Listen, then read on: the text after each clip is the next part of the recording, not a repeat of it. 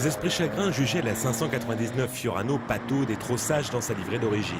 Pire, ils voyaient en elle une régression par rapport à sa devancière, la 575 M. Ferrari se devait de laver l'affront, c'est chose faite avec cette 599 HGTE. Il s'agit en fait d'un kit performance validé par Michael Schumacher en personne. Les résultats sont éloquents. Dans cette configuration, la voiture est plus rapide de 3 secondes et 5 dixièmes qu'une F430 Scuderia sur la piste de Fiorano. Malgré des performances hors normes, la prise en main est facile, l'inscription en virage ne pose aucun problème. Le moteur à la sonorité envoûtante fait office de pouce au crime et en même temps nous donne le sentiment très net qu'il peut nous désarçonner à tout moment. Difficile d'en savoir plus sur route, qu'à cela ne tienne, nous nous sommes rendus sur un terrain plus approprié à un tel monstre. Grâce à l'hospitalité de M. Marc Botmin, le directeur général de l'aéroport Marcel Dassault de Châteauroux, nous avons pu poursuivre plus loin nos investigations. Cette ancienne base américaine donne aujourd'hui dans le fret la formation de pilotes, la maintenance et le démantèlement d'appareils. Un environnement cadrant bien mieux avec les performances de la 599 HGTE. Extérieurement, ce kit se distingue par des roues de 20 pouces et non plus 19.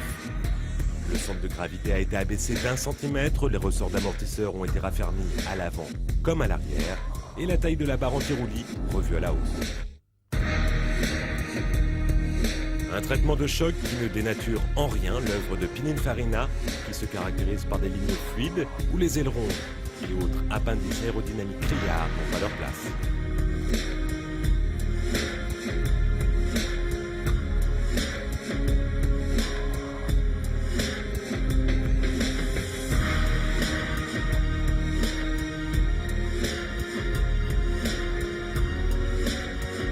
Les changements sont plus marqués dans l'habitacle, avec un revêtement imitant la fibre de carbone envahissant, effet garanti. Dommage cependant qu'il s'agisse d'un plastique ayant le mauvais goût de ce rayon.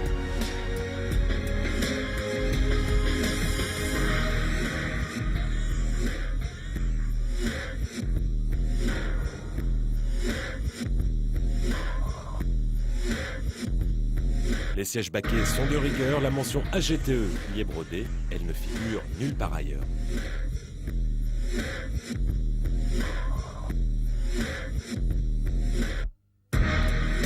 Peu de changement également en ce qui concerne le moteur, c'est toujours le V12 6 litres de Lenzo développant 620 chevaux. Il dispose d'une nouvelle gestion faisant baisser la consommation, mais surtout il est accouplé à la boîte F1 qui a encore gagné en rapidité. Changer de rapport ne prend plus que 85 millisecondes. Voilà, il est maintenant temps de passer aux choses sérieuses. 3,5 km départ arrêté et la plus haute vitesse jamais réalisée dans Maxi Test.